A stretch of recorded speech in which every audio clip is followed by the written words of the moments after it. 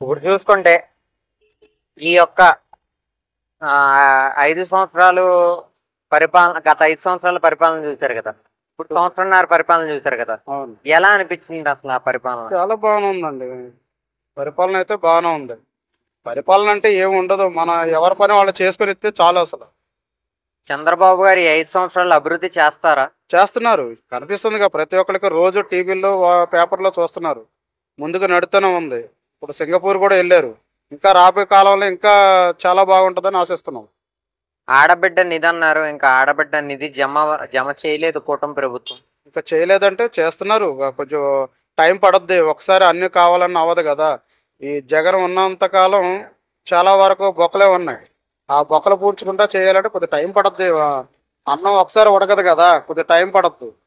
రైతు భరోసా అన్నారు, ఇస్తారు, కొద్దిగా టైం పడద్దు, అదే చెప్తున్నా కదా. అన్నగారు. ఇప్పుడు చూసుకుంటే లిక్కర్ స్కామ్ లో జగన్మోహన్ రెడ్డి గారు అరెస్ట్ అయ్యే అవకాశం ఉందంటారా? ఒకవేళ జగన్మోహన్ రెడ్డి గారు అరెస్ట్ అయితే ఆయన పార్టీ అయిన వైఎస్ఆర్సీపీ పార్టీ పరిస్థితి ఏంటంటారు? ఏముందంటే ఇప్పటికే చాలా వరకు లేదు. అరెస్ట్ అవుతారైతే పక్కగా అరెస్ట్ అవుతారు.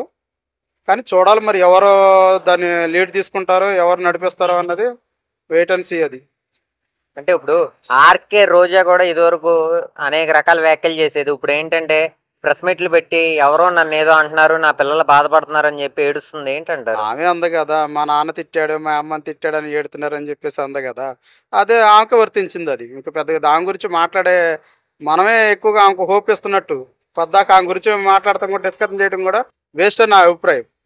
జగన్మోహన్ రెడ్డి గారు ఉంటేనే పథకాలు ఏర్లై పారతాయి, ప్రజలకు అందుతాయి. చంద్రబాబు గారు ఉంటే పథకాలు ప్రజలకు అందవు అని వైసీపీ వారు వ్యాఖ్యలు చేస్తున్నారు. దానిపై మీ అభిప్రాయం? సగటు మానవుడు అందరికి, ప్రతి ఒక్కడికి, లో క్లాస్లో ఉన్నవాడు ప్రతి ఒక్కడికి తెలుసు ఎలా జరిగింది, అవినీతి ఎలా జరిగింది అనేసి ప్రతి ఒక్కరికి తెలుసు. దాని గురించి అయితే మాట్లాడటం కూడా అనవసరం. ఎందుకంటే అది ఎంత స్కామ్తో జరిగినాయో పథకాలు అన్న సంగతి అందరూ ప్రతి ఒక్కరు కళ్ళారా చూశారు.